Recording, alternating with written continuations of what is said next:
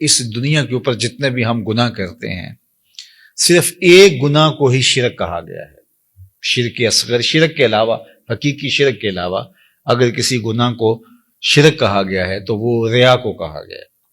ریا میں انسان اس عمل میں کسی بندے کو شریک کرتا ہے، یعنی کسی بندے کی رضا جوئی کے لیے، کسی بندے سے کچھ غرضیں سمیٹنے کے لیے، اور کسی بندے کی خوشنودی کے لیے، یا اپنے نفس کو اس میں شامل کر کے وہ ریا کے ذریعے سے اپنے عمل کو ملوث کرتا ہے، تو وہ عمل پھر خالص نہیں رہتا۔ تو صرف جو شرک اصغر کہا گیا اعمال میں سے، وہ ریا کو کہا گیا، اور یہ ایک رائی کے دانے کے برابر بھی قابل قبول نہیں۔ جہنم میں ایک وادی ہے، حدیث پاک میں آتا ہے کہ وہ اتنا عذاب ہے اس وادی کے اندر کہ ایک دن میں 600 مرتبہ جہنم بھی اس وادی سے پناہ طلب کرتی، پناہ مانگتی، اللہ مجھے اس وادی سے بچانا۔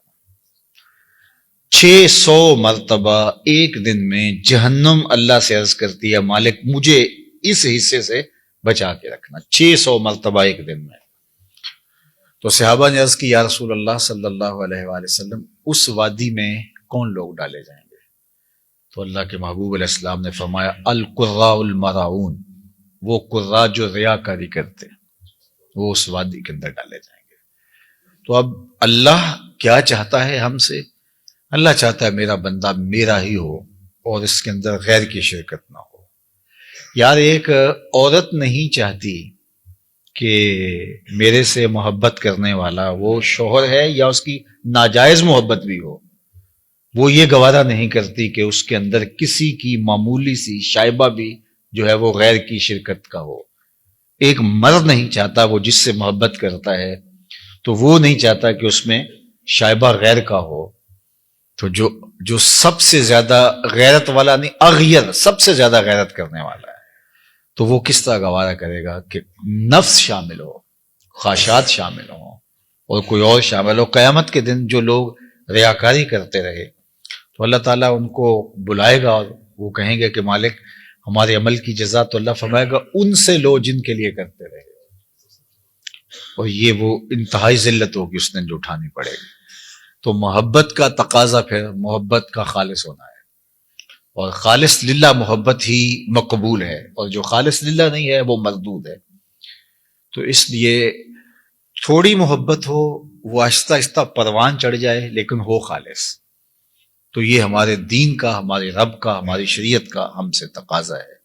فرمایا والذین آمنوا اشد حبا للہ، جو ایمان والے ہیں وہ اللہ سے ٹوٹ کے پیار کرتے ہیں، اور محبت ان کی اس مقام پہ، اس درجے پہ ہے کہ وہ اس محبت میں کسی اور کو خاطر میں نہیں لاتے۔ باقی جو محبتیں ہیں وہ اللہ کی محبت کی ہی صورتیں ہیں۔ مثال کے طور پہ حجر اسود ہی ہے، تو یہ اللہ کی محبت کا روپ ہے، اس کو چومنا۔ اس کے بارے میں کہا گیا کہ یمین اللہ، جو حجر اسود ہے یہ اللہ کا دایاں ہاتھ ہے۔ اللہ اکبر! تو جس نے حجر اسود کو چوما گویا اس نے رب سے مصافحہ کیا۔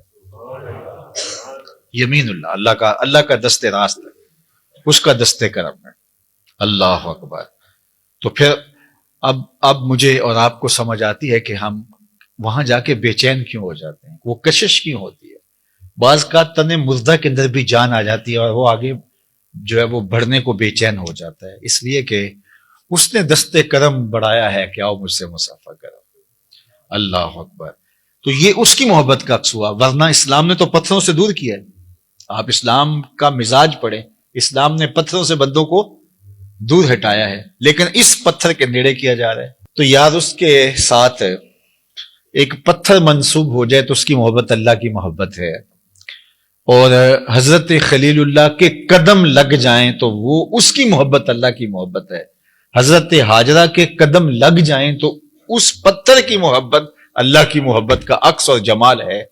تو پھر رسول اللہ کی محبت اللہ کی محبت کا رنگ کیوں نہیں ہوگی؟ تو پھر اللہ اور اس کے رسول کی محبت ایک ہی محبت ہے۔ تو اللہ اور اس کے رسول سے محبت کرنے کی پھر ترغیب ہمیں شریعت میں جو ہے وہ ملتی ہے۔ تو پھر اللہ اور اس کے رسول سے شدید محبت یہ تقاضا ایمان ہے، اور اللہ ہم سے چاہتا ہے کہ ہم اس سے بھی پیار کریں، اس کے محبوب سے بھی پیار کریں، اور اس کے محبوبوں سے بھی پیار کریں۔